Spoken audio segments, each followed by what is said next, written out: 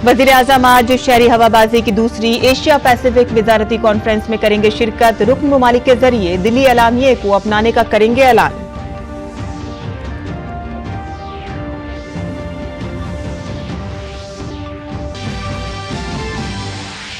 हरियाणा में पर्चा नामजदगी दाखिल करने के आखिरी दिन बीजेपी के 26 उम्मीदवार अपने कागजात नामजदगी करेंगे दाखिल। पार्टी ने मजीद 3 उम्मीदवार खड़े किए। तमाम 90 सीटों पर उम्मीदवारों का किया ऐलान, जबकि कांग्रेस और आम आदमी पार्टी ने भी एक और फहरिस्त जारी की।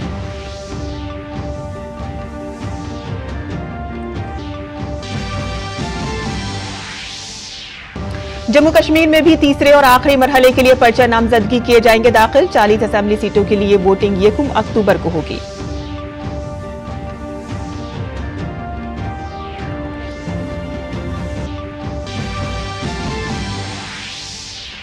संजौली मस्जिद तनाजे पर शिमला में हंगामा जारी। हिंदू तंजीमों पर लाठीचार्ज के खिलाफ शिमला व्यापार मंडल ने आज बाजार बंद रखने का किया फैसला। लाठीचार्ज में बीजेपी लीडर संजय सूद जख्मी।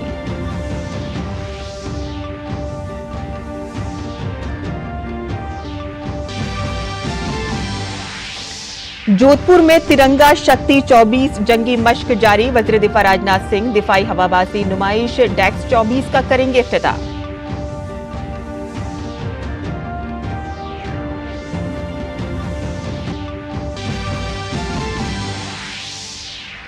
वज़ीर ख़ारजा डॉक्टर एस जयशंकर अपने 3 मुल्कों के दौरे के आखिरी मरहले में आज स्विट्जरलैंड पहुंचेंगे। जिनेवा में बैनुल अक़वामी तंजीमों के सरबराहों से करेंगे मुलाकात।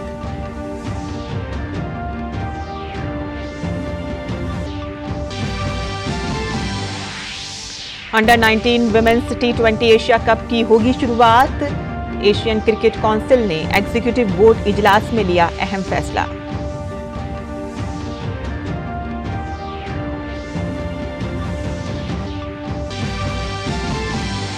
और आने वाले 3 दिनों में मौसम की मार से नहीं मिलेगी राहत। 19 रियासतों में भारी से बहुत भारी बारिश का अलर्ट। दिल्ली में कई मकामात पर बारिश।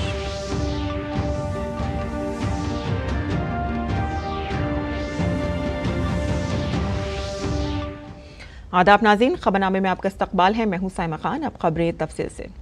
वज़ीर-ए-आज़म नरेंद्र मोदी आज शहरी हवाबाजी पर दूसरी एशिया पैसिफिक वजारती कॉन्फ्रेंस में शिरकत करेंगे। नई दिल्ली में भारत मंडपम में मुनाकिद होने वाली कॉन्फ्रेंस में वज़ीर-ए-आज़म मोदी रुकन ममालिक के जरिए दिल्ली एलामिये को अपनाने का ऐलान करेंगे।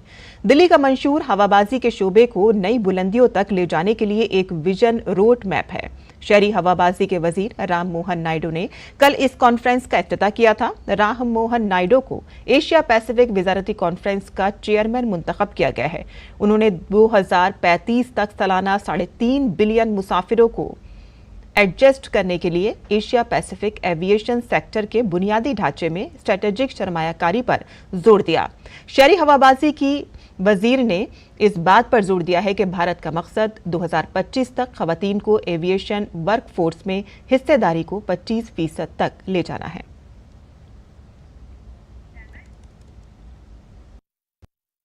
हरियाणा में असेंबली इंतखाबात के लिए नामजदगी का अमल जारी है। कागजात नामजदगी दाखिल करने का आज आखिरी दिन है। कागजात नामजदगी की जांच पड़ताल कल होगी और उम्मीदवार 16 सितंबर तक नाम वापस ले सकते हैं।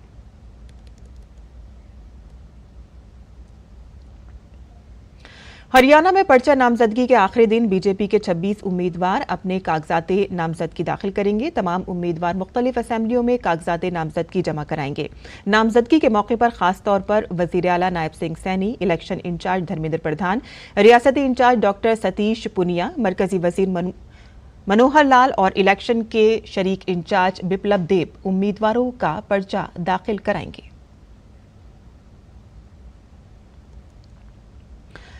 वहीं बीजेपी ने कल हरियाणा असेंबली इंतखाबात के लिए उम्मीदवारों की तीसरी फहरिस्त जारी की है। इसमें 3 उम्मीदवारों के नामों का ऐलान किया गया है। इसके अलावा बीजेपी ने रियासत की तमाम 90 असेंबली सीटों के लिए अपने उम्मीदवारों का ऐलान कर दिया है। बीजेपी ने अपनी तीसरी फहरिस्त में सिरसा से रोहताश जांगड़ा, महेंद्रगढ़ से कुंवर सिंह यादव और फरीदाबाद NIT से सतीश फागना को उम्मीदवार बनाया है। हरियाणा असेंबली इंतखाबात के लिए कांग्रेस ने अपने उम्मीदवारों की चौथी फहरिस्त जारी कर दी है। इस फहरिस्त में 5 उम्मीदवारों के नामों का ऐलान किया गया है। चौथी फहरिस्त के बाद कांग्रेस के ऐलान करदा उम्मीदवारों की तादाद 86 हो गई है और अब सिर्फ 4 सीटों पर उम्मीदवारों का ऐलान बाकी रह गया है। कांग्रेस ने अंबाला कैंट से परमल पारी और पानीपत देहात से सचिन कंडू, निर्वाणा से सतबीर डुबलिन और रानिया से सर्वमित्रा कंबोज और तिंगांव से रोहित नागरा को मैदान में उतारा है। कांग्रेस ने पहली, दूसरी और तीसरी फहरिस्त में कुल 81 उम्मीदवारों के नामों का ऐलान किया था। हरियाणा में पर्चा नामजदगी दाखिल करने का आज आखिरी दिन है। आम आदमी पार्टी ने 19 उम्मीदवारों की छठी फहरिस्त जारी की है। इस फहरिस्त में कालका से ओपी गज्जर, पंचकूला से प्रेम गर्ग और अंबाला शहर से कतियन शर्मा, पानीपत शहर से ऋतु अरोड़ा, जिन से वजीर सिंह समेत कई दूसरे उम्मीदवारों के नामों का ऐलान किया गया है।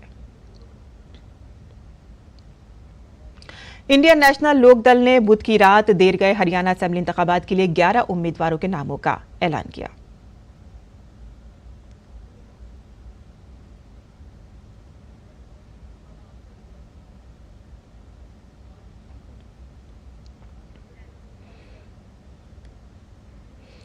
जन नायक जनता पार्टी और आजाद समाज पार्टी कांशी राम ने हरियाणा असेंबली इंतखाबात के लिए अपने इत्तेहाद के हिस्से के तौर पर बुध को अपने उम्मीदवारों की 5वीं फहरिस्त मुश्तरका तौर पर जारी की है। दोनों जमातों की मुश्तरका फहरिस्त में कुल 6 उम्मीदवारों के नामों का ऐलान किया गया है और इनमें से 3 उम्मीदवार जन नायक जनता पार्टी और दीगर 3 उम्मीदवार आजाद समाज पार्टी के हैं।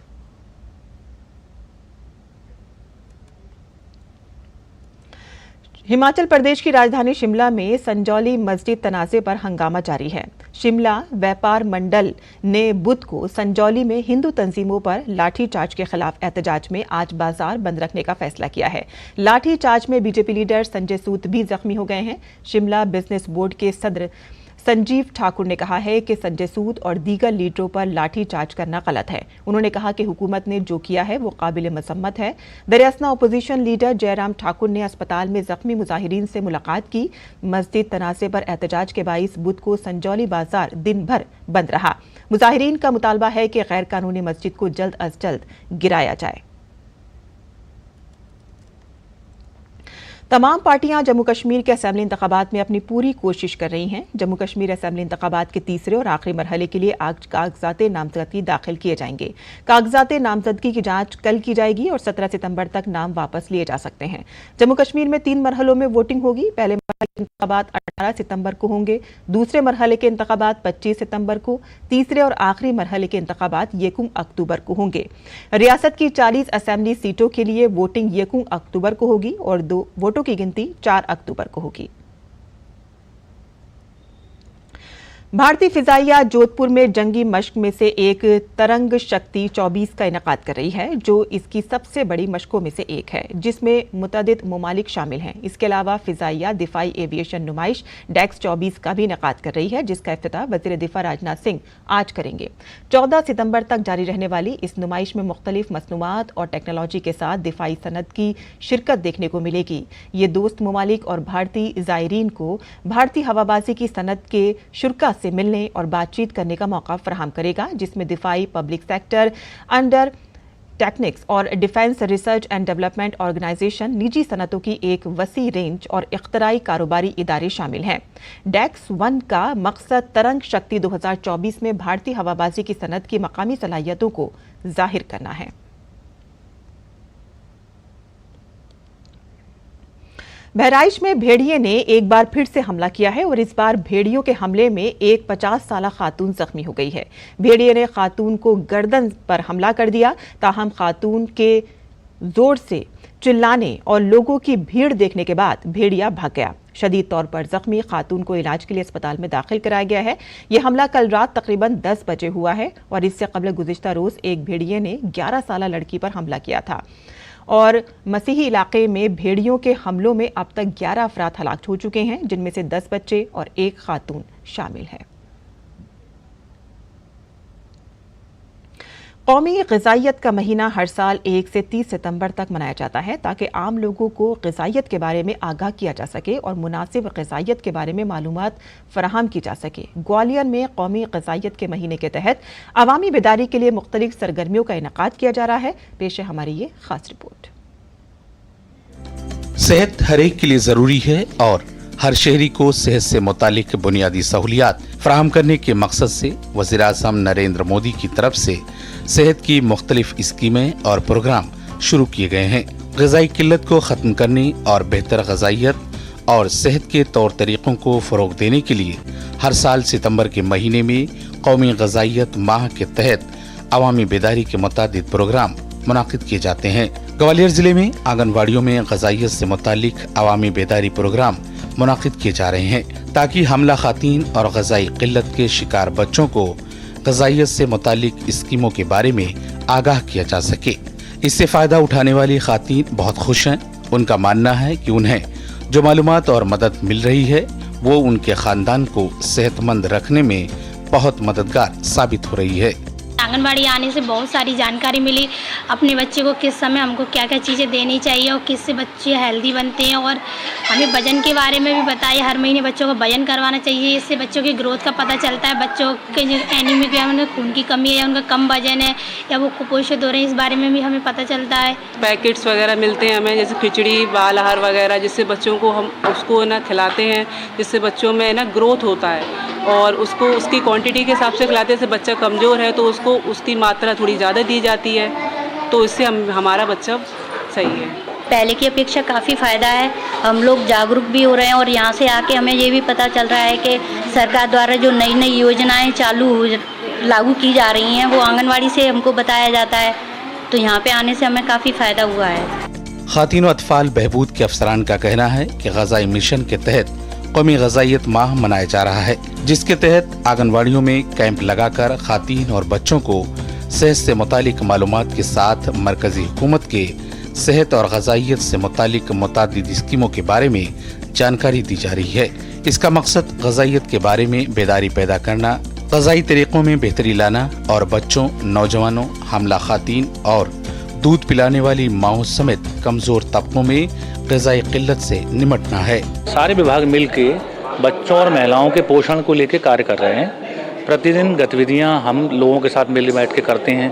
उस गतिविधियों में कुछ विषय लेते हैं, जैसे कि महिलाओं में, बच्चियों में एनीमिया को दूर करना है, बच्चों में कुपोषण को दूर करना है, अन्य ऐसी चीज़ें, पौष्टिक आहार कैसे लेना है, प्रतिदिन के खाने में हम क्या क्या शामिल करें कि हमारे आहार में वृद्धि हो और हमारे बच्चे स्वस्थ और पोषित रहें। दूसरे सप्ताह में जो है वृद्धि निगरानी, दूसरे सप्ताह की थीम थी, तो वृद्धि निगरानी पर जो है हम जन्म से लेके 6 साल तक के बच्चों का वजन कर रहे हैं तो और उसकी उपयोगिता लोगों को समझा रहे हैं।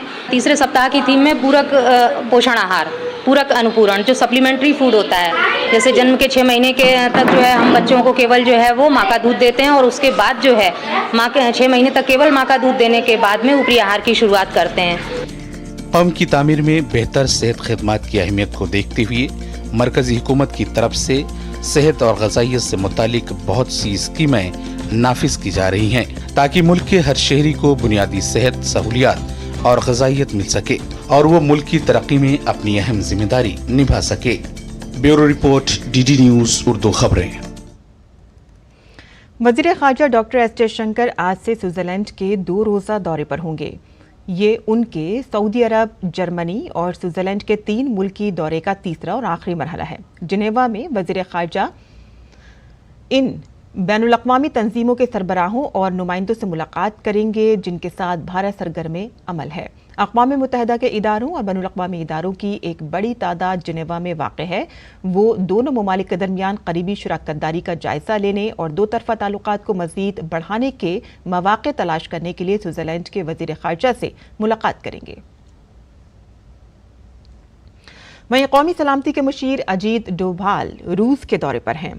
सेंट पीटर्सबर्ग में ब्रिक्स NSA की मीटिंग के मौके पर अजीत डोभाल ने रूसी फेडरेशन की सलामती कौंसिल के सेक्रेटरी सरगई शोइगु के साथ 2 तरफा मीटिंग की। मुलाकात के दौरान फरीकैन ने 2 तरफा ताउन में पेशरफ्त का जायजा लिया और बाहमी दिलचस्पी तबादला ख्याल किया।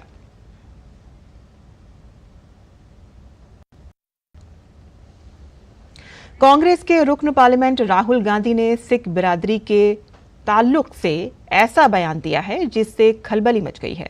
अमेरिका के 3 रोजा दौरे पर गए हुए राहुल गांधी ने कहा है कि हमारी लड़ाई सियासत की नहीं है, बल्कि इस बात पर है कि सिख को उनके हुकूक मिलते हैं या नहीं। अमेरिका के वर्जीनिया में भारतीय कम्युनिटी के अरकान से बातचीत के दौरान राहुल गांधी ने कहा कि हमारी लड़ाई ये है कि क्या भारत में पगड़ी पहनने की इजाजत दी जाएगी और क्या सिख गुरुद्वारों में जा सकेंगे। उन्होंने कहा कि सबसे पहले ये समझना होगा कि लड़ाई किसके लिए है। ये लड़ाई सिर्फ उनके लिए नहीं बल्कि तमाम मज़ाहिब के लिए है। बीजेपी ने अमेरिका में सिख बिरादरी के बारे में राहुल गांधी के तबसरे पर सख्त तनकीद की है। मरकजी वजीर हरदीप सिंह पुरी ने कहा कि कांग्रेस लीडर बैरून मुल्क हसास मसाइल पर बात करके एक खतरनाक तासुर पैदा करने की कोशिश कर रहे हैं।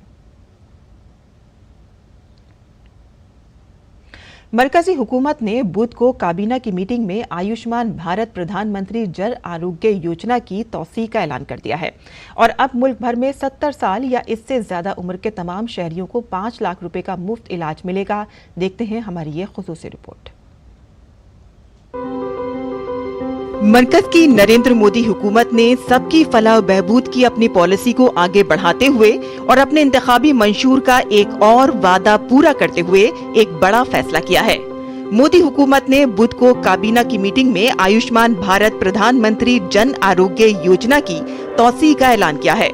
अब मुल्क भर में 70 साल या इससे ज्यादा उम्र के तमाम शहरियों को 5 लाख रुपए का मुफ्त इलाज मिलेगा।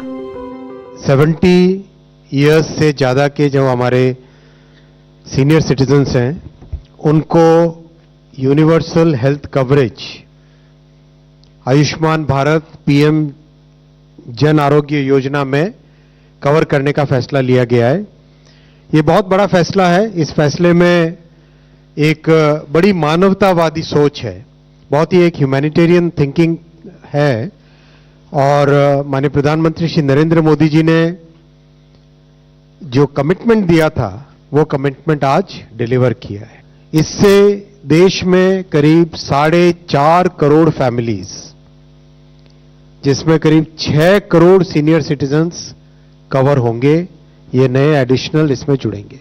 जिसका ऑलरेडी आयुष्मान योजना के अंडर कवरेज है, उसमें अगर सीनियर सिटीजन्स हैं तो उसमें एडिशनल कवरेज ये रहेगा, टॉपअप कवरेज रहेगा 5 लाख रुपीस का, जो कि केवल सीनियर सिटीजन्स के लिए रहेगा।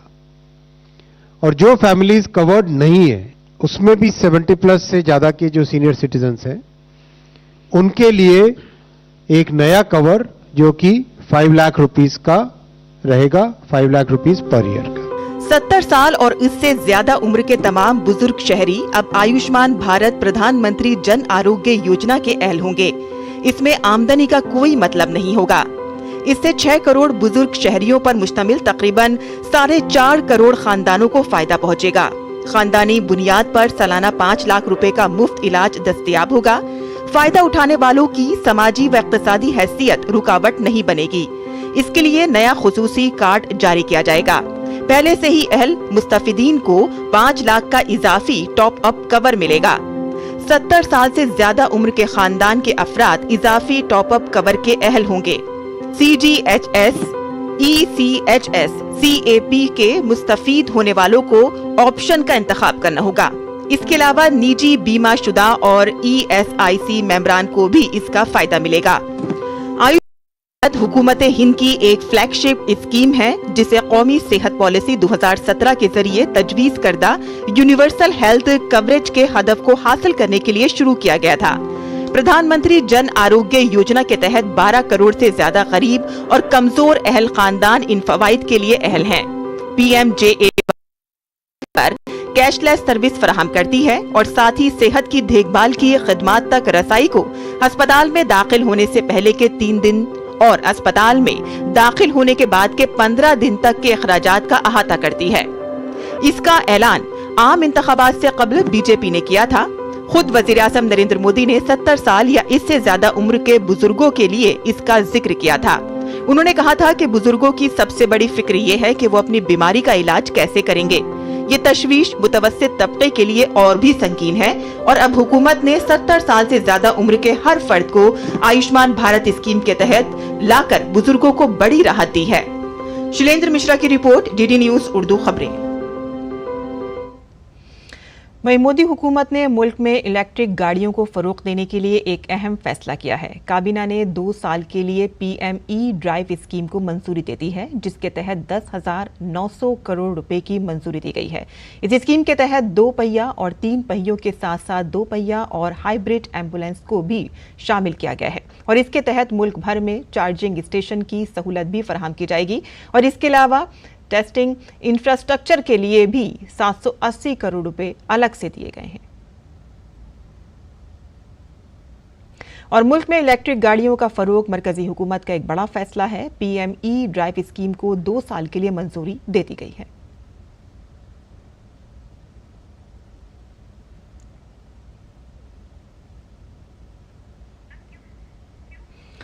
मुल्क की कई रियासतों में बारिश थमने का नाम नहीं ले रही है। राजधानी दिल्ली में आज सुबह बारिश हुई। सुबह सवेरे होने वाली बारिश से मौसम खुशगवार हो गया और लोगों को गर्मी से राहत मिली। उधर महकमे मौसमियात ने दिन के वक्त तेज हवाओं के साथ तेज बारिश की पेशनगोई की है। इस दौरान शहर में 30 से 40 किलोमीटर फी घंटे की रफ्तार से हवाएं चलेंगी। महकमे मौसमियात के मुताबिक दिल्ली में आने वाले दिनों में भी बारिश का सिलसिला जारी रहेगा।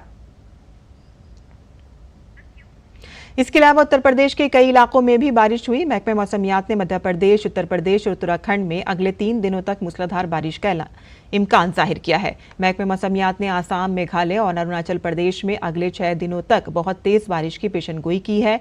नागालैंड, मणिपुर, मिजोरम, त्रिपुरा, मगरबी बंगाल, सिक्किम और बिहार में भी 14 सितंबर तक मौसम की ऐसी ही सूरत-ए-हाल रहने का इम्कान है। महकमे मौसमियात ने छत्तीसगढ़ में 14 से 16 सितंबर तक मूसलाधार बारिश की पेशगोई की है।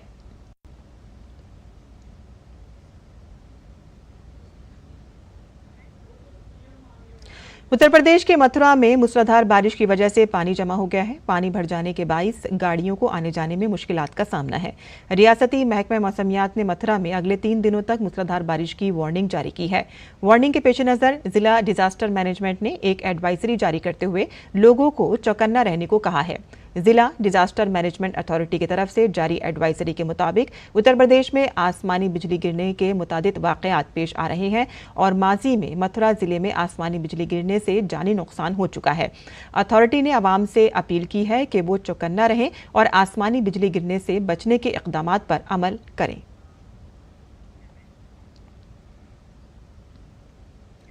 और नाज़रीन, अब पेश है दिल्ली से शाया होने वाले उर्दू अखबारात का मुख्तसर जायजा।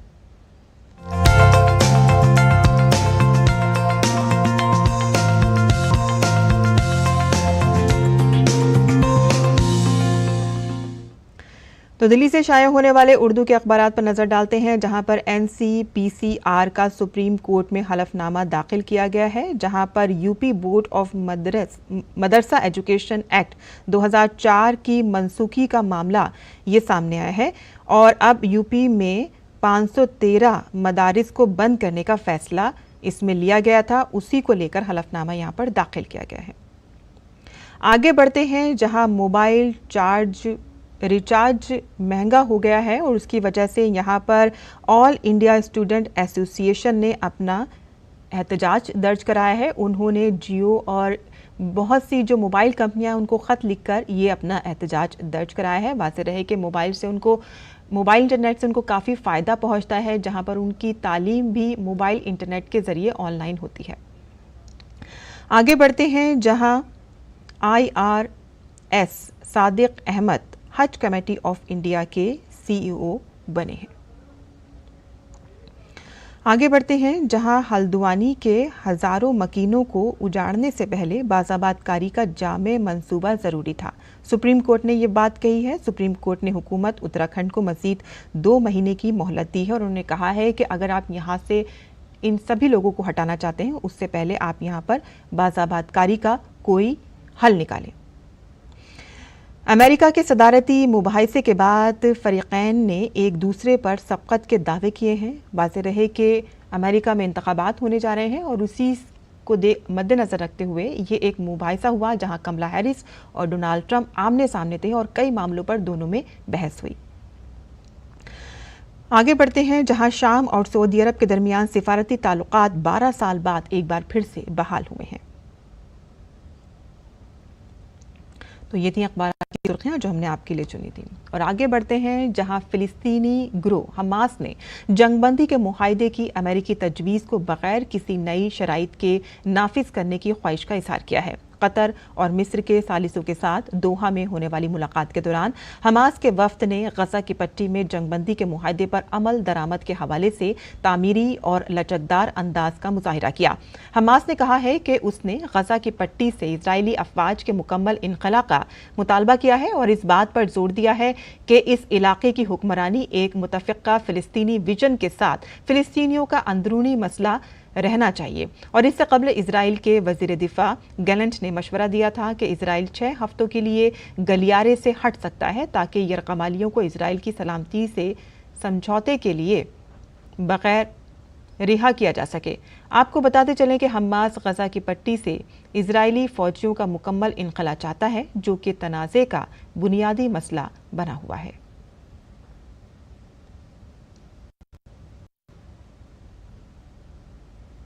पाकिस्तान के पेशावर में एमपॉक्स वायरस का 5वां मामला रिपोर्ट हुआ है। खैबर पख्तूनख्वा के वजीर सेहत ने मालूमात देते हुए बताया है कि 5वां मामला एक 33 साला मरीज की शक्ल में 7 सितंबर को इस्लामाबाद इंटरनेशनल एयरपोर्ट के जरिए सऊदी अरब से पाकिस्तान आया था। सफ़र के बाद मरीज पेशावर चला गया और एक होटल में ठहरा और इसके बाद वो इलाज के लिए प्राइवेट क्लिनिक चला गया। शाह ने बताया है कि मरीज को यहाँ पर लिक्वर देर में और उसके घर में अलग थलग रखा गया है। खेल की खबरों की बात करें तो एशियन क्रिकेट काउंसिल ने खवातीन क्रिकेट को फ़रोग़ देने के लिए women's under 19 T20 Asia cup शुरू करने का फैसला किया है। ये फैसला मलेशिया के शहर कुआलालंपुर में होने वाले एशियन क्रिकेट काउंसिल के एग्जीक्यूटिव बोर्ड के इजलास में किया गया। एशियन क्रिकेट काउंसिल के सदर जय शाह ने women's under 19 T20 Asia cup के आगाज़ का ऐलान किया। खवातीन का अंडर 19 T20 एशिया कप हर 2 साल बाद मुनक़िद किया जाएगा और ये यूथ T20 वर्ल्ड कप की तैयारी के लिए एक अहम टूर्नामेंट होगा। एशियन क्रिकेट काउंसिल के सदर जय शाह 1 दिसंबर से इंटरनेशनल क्रिकेट काउंसिल ICC के सदर का ओहदा संभालेंगे। और अब जान लेते हैं मुल्क भर के मौसम का हाल।